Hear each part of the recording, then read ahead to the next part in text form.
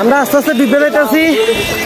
পানির অবস্থা এই যে দেখেন, আস্তে আস্তে ডুবতেছি।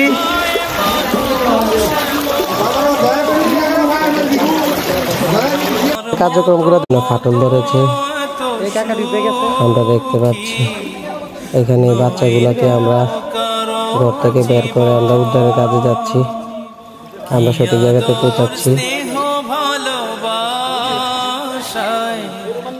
জরানো মায়ার বাঁধন, জানিয়ে বাঁধন ছিঁড়ে গেলে কবু আসবে আমার মরণ।